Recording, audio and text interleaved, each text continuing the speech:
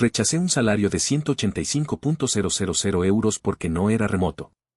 Mis amigos me llamaron loco y me advirtieron que me arrepentiría por el resto de mi vida. Pero tenía razón. Me llamo Lucas Cervantes. Tengo 29 años y vivo en un pequeño pueblo llamado Olot, en el corazón de la comarca de la Garrocha, en Cataluña. Aquí, entre montañas verdes y calles tranquilas, construí una vida que nunca imaginé que podría llegar a amar tanto. Hasta hace poco, trabajaba como analista de datos para varias empresas, siempre de manera remota. Nada de oficinas grises, ni atascos eternos.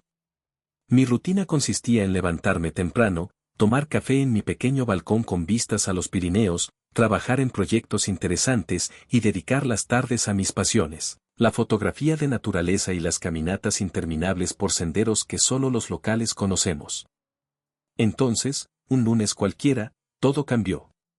Recibí un correo inesperado. Una empresa tecnológica de renombre, Neurosoft Iberia, con sede en Madrid, me ofrecía un puesto fijo. Salario inicial, 185.000 euros al año. Beneficios, seguro médico completo, acciones, formación continua, acceso a proyectos internacionales. El tipo de oferta que uno suele ver en LinkedIn y piensa, esto no es para mí. La condición era sencilla, tenía que mudarme a Madrid y trabajar presencialmente en sus oficinas del Paseo de la Castellana. De lunes a viernes, de 9 a 18. Sin opción de teletrabajo, ni híbrido. Recuerdo quedarme sentado frente al portátil, leyendo y releyendo el correo. Tenía las manos heladas y la mente corriendo a 1000 por hora. Durante años había soñado con una oportunidad así, o al menos eso creía. ¿Cómo podía siquiera dudar? Llamé a mis padres esa misma tarde. Mi madre casi gritó de alegría al escuchar la noticia. «Es la oportunidad de tu vida, Lucas», exclamó. «Por fin vas a tener estabilidad de verdad». Mi padre fue más parco, como siempre, pero asentía en segundo plano mientras ella hablaba. «Un salario así no se ve todos los días», dijo. Los amigos no tardaron en reaccionar igual. Algunos me escribieron mensajes efusivos, otros mandaron memes de nuevo rico. Hasta mi mejor amiga, Marta, me llamó para decirme que no podía rechazar algo así sin estar loco. Durante los días siguientes, el correo de la oferta seguía allí, como un faro que me llamaba desde la bandeja de entrada. Cada vez que lo abría, sentía una mezcla incómoda de emoción y resistencia. ¿Estaba preparado para dejarlo todo atrás? ¿Era realmente eso lo que quería? La oferta tenía fecha de caducidad, 10 días para decidir. Mientras tanto, intentaba seguir con mi vida normal. Trabajar por las mañanas, salir a correr al atardecer, capturar la luz dorada en fotografías improvisadas. Pero nada era igual. La pregunta siempre estaba ahí, agazapada en cada rincón, ¿qué vas a hacer, Lucas? Una tarde, mientras caminaba por el centro de Olot, pasé frente a mi cafetería favorita. Era uno de esos lugares donde te saludan por tu nombre, donde saben cómo te gusta el café sin necesidad de preguntar. Me senté en la terraza, pedí un cortado, y observé a la gente pasar, familias paseando, ancianos jugando a las cartas, niños corriendo con mochilas a la espalda. Pensé en Madrid. En los rascacielos, en los horarios apretados, en los pisos pequeños y carísimos, en el tráfico interminable. Pensé en todo lo que tendría que dejar atrás. Pero también está todo lo que podrías ganar, me recordaba una vocecita en la cabeza. Una carrera brillante. Contactos poderosos. Reconocimiento. ¿Y si era ahora o nunca? Guardé el móvil en el bolsillo y me quedé mirando las montañas a lo lejos, recortadas contra el cielo limpio de la tarde. Algo dentro de mí, muy en el fondo, murmuraba una verdad incómoda: el éxito tiene muchos rostros, y no todos llevan corbata. Pero, ¿sería capaz de decirle que no al sueño que siempre había perseguido? Esa noche, en mi pequeño apartamento, apenas dormí. Daba vueltas en la cama, repasando pros y contras como si fueran ecuaciones que pudiera resolver fríamente. Lo único claro era que no sería una decisión fácil. No esta vez. Y el reloj seguía corriendo. Los días siguientes fueron una batalla silenciosa entre la razón y el instinto. Por un lado, tenía la voz de mis padres, mis amigos, la lógica económica, el deseo de reconocimiento. Por otro, estaba esa sensación casi física de que algo dentro de mí se resistía. No era miedo, no exactamente. Era más bien una defensa visceral de algo que había tardado años en construir. Recuerdo perfectamente cuando todo cambió para mí. Hace 3 años, después de una experiencia agotadora trabajando en una consultora de Barcelona, decidí dar un salto al vacío, mudarme a Olot y apostar por el teletrabajo. Al principio fue difícil. No conocía a nadie. No sabía si podría conseguir clientes suficientes. Cada factura era una pequeña victoria. Pero poco a poco, el pueblo me fue adoptando. Descubrí cafeterías tranquilas donde podía trabajar durante horas. Senderos ocultos que cruzaban bosques de hayas y robles. Pequeñas galerías de arte donde exponer algunas de mis fotografías amateur. Encontré un ritmo que no dependía de horarios rígidos ni de oficinas impersonales. Cada mañana me levantaba con la luz natural, desayunaba en silencio y empezaba a trabajar sin necesidad de desplazarme ni ponerme un disfraz de ejecutivo. Mi productividad aumentó. Mi salud mejoró. Dormía mejor, comía mejor, pensaba mejor. Y, sobre todo, me reconecté conmigo mismo. Empecé a dar clases de fotografía los fines de semana en un centro cultural local. No eran grandes ingresos, pero me daban una satisfacción que ningún bonus podría comprar.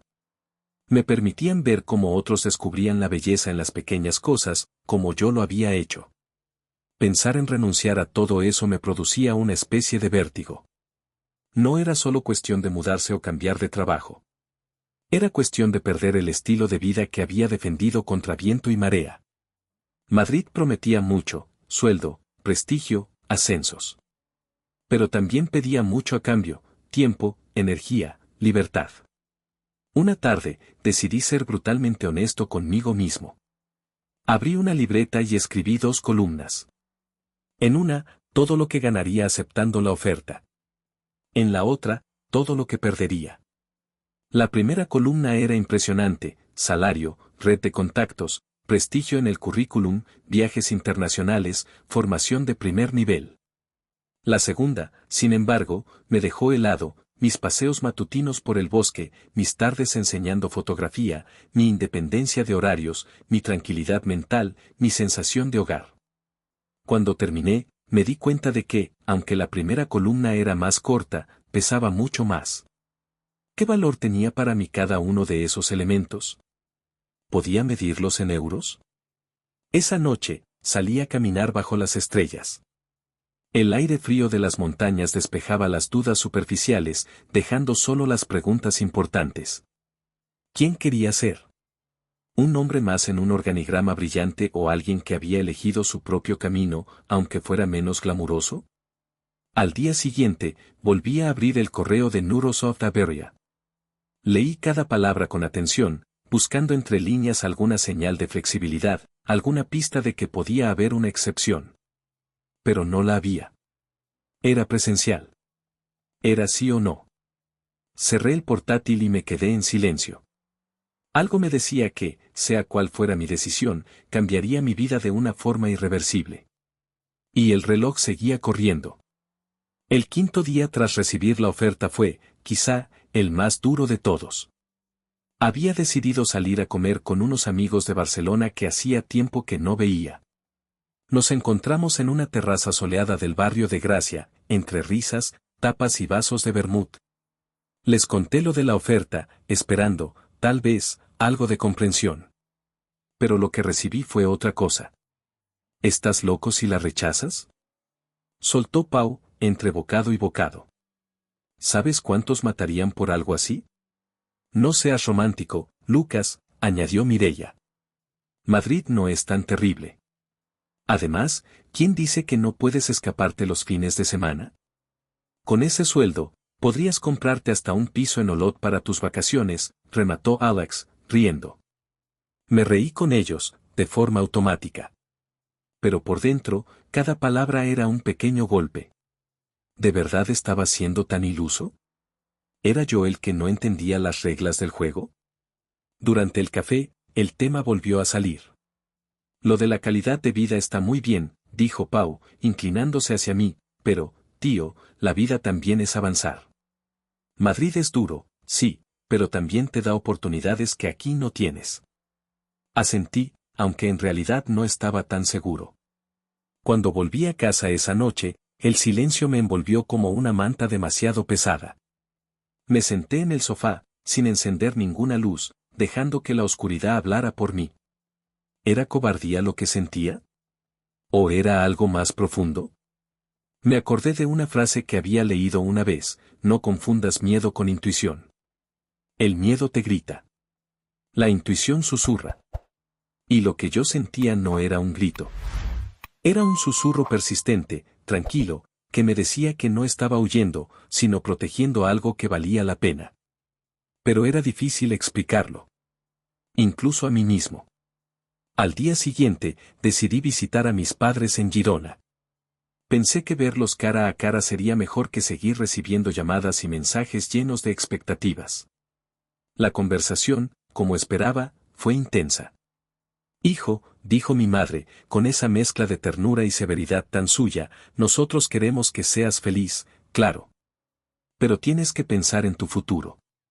Hoy dices que quieres tranquilidad, pero mañana puede que necesites estabilidad, un nombre, una carrera sólida. No siempre vas a ser joven, añadió mi padre, lacónico. Les agradecí su preocupación, de corazón. Sabía que lo decían por amor. Pero también sabía que había algo que no podían entender del todo: mi definición de estabilidad no era la suya. Para mí, la estabilidad era poder decidir cómo usar mis días. No era un salario fijo. No era un despacho en una torre de cristal. Era algo mucho más frágil y, a la vez, más esencial: la libertad de vivir a mi manera. Esa noche, en la habitación donde había crecido, rodeado de pósters antiguos y libros olvidados, tomé una decisión: tenía que dejar de buscar aprobación. Fuera cual fuera mi elección, debía ser mía. Sin pedir permiso. Sin esperar aplausos. Sin miedo. El reloj seguía corriendo. Y el día límite se acercaba. La mañana del séptimo día me desperté antes de que sonara el despertador. El cielo sobre Olot estaba cubierto de nubes bajas, de esas que parecen querer abrazarlo todo. Me senté frente al ordenador, con el correo de Neurosoft Iberia aún sin responder. El cursor parpadeaba como una cuenta regresiva silenciosa. A las 11 en punto, sonó el móvil. Era Laura Marín, la responsable de selección que me había enviado la oferta. Dudé unos segundos antes de contestar, pero finalmente deslicé el dedo sobre la pantalla. Hola, Lucas. ¿Tienes un momento para hablar?, dijo con voz amable. Claro, respondí, intentando sonar más seguro de lo que me sentía. Laura era cordial, profesional, directa. Me habló de nuevo de las condiciones, de los proyectos punteros en los que trabajaría, del equipo multicultural que me recibiría. Cada frase estaba cuidadosamente construida para sonar irresistible. Sabemos que la mudanza puede ser un gran cambio, dijo, pero creemos sinceramente que Madrid ofrece oportunidades únicas. Y en Neurosoft, valoramos mucho el crecimiento personal. Asentí en silencio, aunque ella no podía verme. Luego vino la parte que me interesaba de verdad. ¿Existe alguna posibilidad de trabajar de forma híbrida?, pregunté, sin rodeos. Hubo un breve silencio al otro lado de la línea. De momento no, respondió, bajando un poco el tono. Apostamos por la colaboración presencial. Creemos que la innovación surge mejor cuando estamos juntos en un mismo espacio. Lo había temido, pero necesitaba oírlo de su boca. Laura continuó describiendo beneficios: gimnasio en el edificio, clases de yoga gratuitas, días ocasionales de home office si se solicita con antelación. Pero no era eso lo que buscaba. No quería días ocasionales. Quería la libertad diaria de elegir desde dónde pensar, crear, vivir. Cuando colgamos, me quedé mirando la pantalla del móvil, viendo cómo mi reflejo borroso me devolvía la mirada. La decisión estaba en mis manos. Esa tarde salí a caminar sin rumbo por las calles de Olot. Crucé la Plaza Major, saludé de lejos a la señora que siempre vende flores en la esquina y me interné en uno de los senderos que llevan hacia la zona volcánica. El aire estaba impregnado de humedad y tierra mojada. Respirarlo me devolvía una claridad que las conversaciones y los números no podían darme. Me senté en una roca cubierta de musgo y cerré los ojos. Pensé en las reuniones interminables en oficinas cerradas. Pensé en las horas de metro, en los almuerzos apresurados, en las prisas constantes. Pensé en las tardes tranquilas editando fotos. En las mañanas en que el primer sonido era el canto de los pájaros y no el claxon de un coche. Y, sobre todo, pensé en quién me había convertido en el hombre que era hoy. No había sido un ascenso. No había sido una nómina espectacular. Había sido la elección diaria de priorizar el bienestar sobre el reconocimiento. Cuando volví a casa esa noche, lo supe con certeza. Al día siguiente, a las 8 en punto de la mañana, redacté un correo breve, educado, pero firme. Estimada Laura. Tras una profunda reflexión, he decidido declinar la oferta. Agradezco sinceramente la oportunidad y el interés mostrado, y espero que podamos coincidir en el futuro en otro tipo de colaboración. Atentamente. Lucas Cervantes. Antes de enviarlo, cerré los ojos un segundo.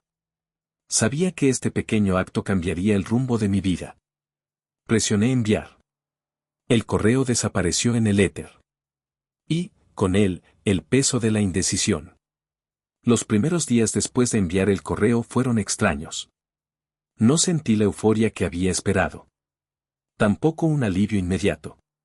Más bien una especie de vacío, como cuando terminas un libro que te ha absorbido durante semanas y no sabes qué hacer con tus manos. Las llamadas de mi familia no tardaron en llegar. ¿De verdad has dicho que no? Preguntó mi madre, incrédula. ¿Estás seguro de lo que has hecho? Insistió mi padre. Algunos amigos dejaron de escribirme.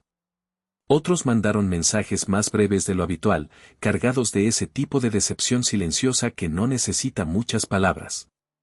Incluso Marta, mi amiga más comprensiva, soltó en un audio. Yo te apoyo, Lucas, pero, joder, cuesta entenderlo. Lo sabía. Sabía que para ellos era una locura. Sabía que desde fuera parecía que estaba tirando una oportunidad de oro por un capricho. Pero lo que nadie entendía era que para mí no se trataba de dinero, ni de prestigio, ni siquiera de orgullo. Se trataba de identidad. De no traicionarme. Una tarde, incapaz de concentrarme en nada, salí a caminar sin rumbo. Las calles de Olot parecían distintas, como si también ellas me miraran con una mezcla de compasión y respeto. Llegué hasta el Park Nou, un pequeño paraíso de árboles altos y caminos de tierra blanda. Me senté en un banco y simplemente dejé pasar el tiempo, viendo cómo el viento movía las ramas. En ese silencio, me di cuenta de algo. Había estado buscando validación fuera. Queriendo que mis padres, mis amigos, la sociedad entera, me dijeran que estaba bien elegir otro camino. Pero no iba a suceder. Y no tenía que suceder. Mi paz no podía depender de la aprobación de los demás. Era mía. Sola. Intransferible. La siguiente semana trajo consigo pequeñas señales de que había tomado la decisión correcta. Un cliente nuevo me contactó para un proyecto de análisis de datos en una startup ecológica en Valencia. Todo remoto.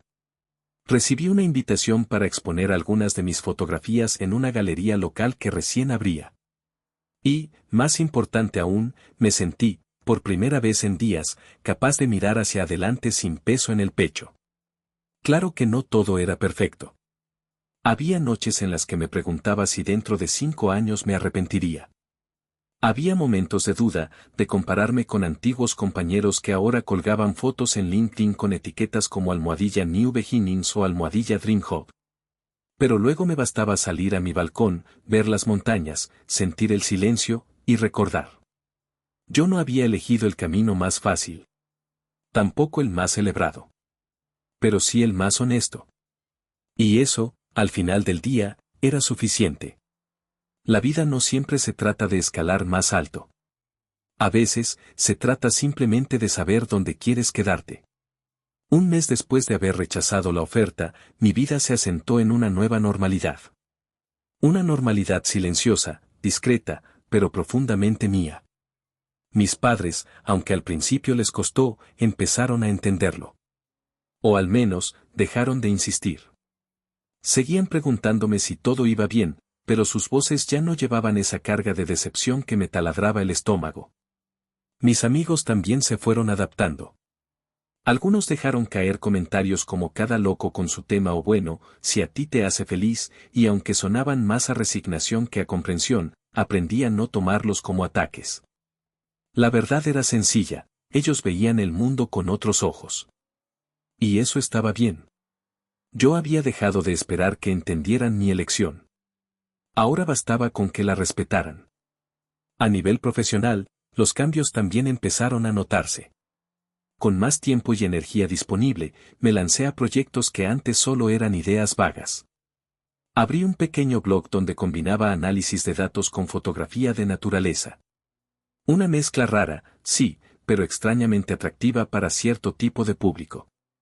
Recibí propuestas de colaboración que nunca hubiera imaginado, empresas pequeñas que valoraban no solo mi currículum, sino también mi manera de ver el trabajo y la vida.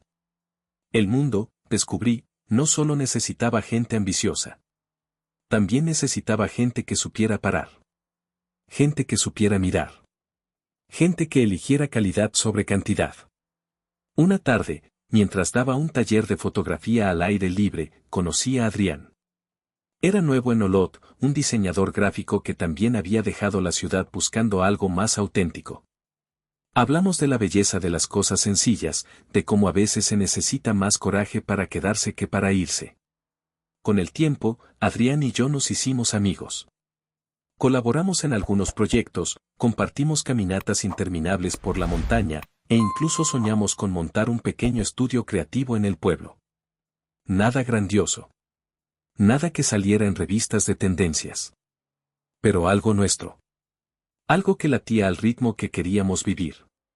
Una mañana de otoño, mientras caminaba solo por un sendero cubierto de hojas, me detuve en un claro desde donde se veía todo el valle. El sol filtraba la niebla en haces dorados. El aire olía a tierra húmeda y madera. Saqué la cámara y, antes de disparar, cerré los ojos un segundo. Pensé en Madrid, en las oficinas brillantes, en los salarios espectaculares, en los ascensores de cristal. Y luego pensé en ese momento exacto. En la luz. En el silencio. En la calma. Y supe, sin la menor duda, que había elegido bien. No era una elección que todos pudieran entender. No era una elección que se pudiera explicar en un currículum. Pero era mía. Y a veces, eso es todo lo que importa. El éxito, entendí por fin, no siempre es escalar montañas. A veces es encontrar tu valle. Y decidir quedarte.